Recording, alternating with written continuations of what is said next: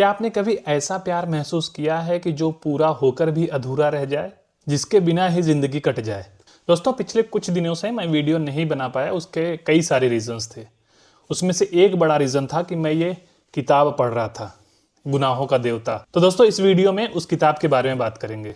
गुनाहों का देवता सिर्फ एक किताब नहीं, यह एक एहसास है। यह किताब लगभग 1949-1950 के आसपास लिखी गई थी। यह किताब इतने समय पहले लिखी गई थी, लेकिन लगता नहीं कि ये पुरानी हो गई है, क्योंकि इमोशंस जो इसमें डिस्क्राइब किए गए हैं वे कभी पुराने नहीं होते।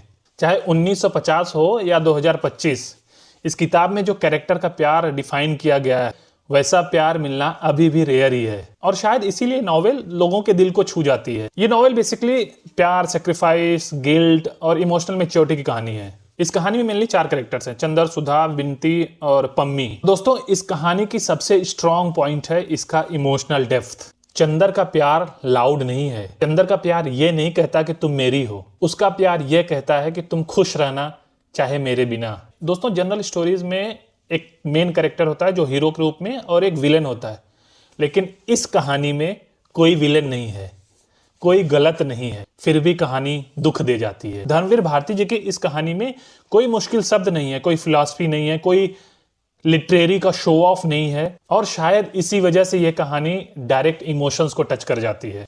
धर्मवीर भारती जी ऐसा नहीं लिखते कि तुम इंप्रेस हो जाओ, वो ऐसा लिखते हैं कि तुम कनेक्ट हो जाओ। बाकी बात करें कहानी की पेस की, तो अगर आप फास्ट पेस्ड नॉवेल्स रीडिंग पसंद करते हैं तो ये कहानी थोड़ी सी आपको स्लो लगेगी स्टार्टिंग में। जब कहानी की बिल्डअप होती है, जब कैरेक्टर्स की बिल्डअप होती है, काफी मिड पार्ट तक ये कहानी आपको थोड़ी स्लो लगेगी, थोड़ी बोर करेगी। कहीं कहीं चंदर के कैरेक्टर को एग्जेजरेट किया गया है, उसको देवता दिखाने की कोशिश करी गई है। हालांकि बुक का नाम ही है गुनाहों का देवता, तो उस कैरेक्टर को इस तरीके से दिखाया गया जैसे वो खुद भगवान बनने की कोशिश कर रहा हो। अगर आप ये नॉवेल अपने अर्ली 20s में पढ़ते हैं तो शायद आपको ज्यादा ये इमोशनली हिट करेगी, क्योंकि समय और जिंदगी के अनुभवों के साथ साथ इमोशंस थोड़े मैच्योर हो जाते हैं। बेसिकली ये कहानी इंस्टेंट ग्रेटिफिकेशन वाले जनरेशन्स के लिए नहीं है।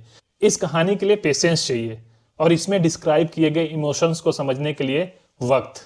तो अंत में मैं ये कहूंगा कि अगर आप एक मीनिंगफुल लव स्टोरीज पसंद करते हैं, इमोशनल डेप्थ को समझते हो, और सिर्फ इंटरटेनमेंट नहीं एक नया एक्सपीरियंस चाहते हो, तो गुनाहों का देवता एक मस्ट रीड बुक है। तो दोस्तों, मिलते हैं फिर एक नए वीडियो में एक नए टॉपिक के साथ।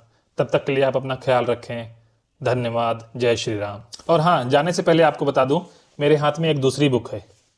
यह है दीवार में एक खिड़की रहती है, विनोद कुमार शुक्ल की। ये भी मैं पढ़ने की कोशिश कर रहा हूं। पढ़ने के बाद इसका भी रिव्यू हम आपको देंगे।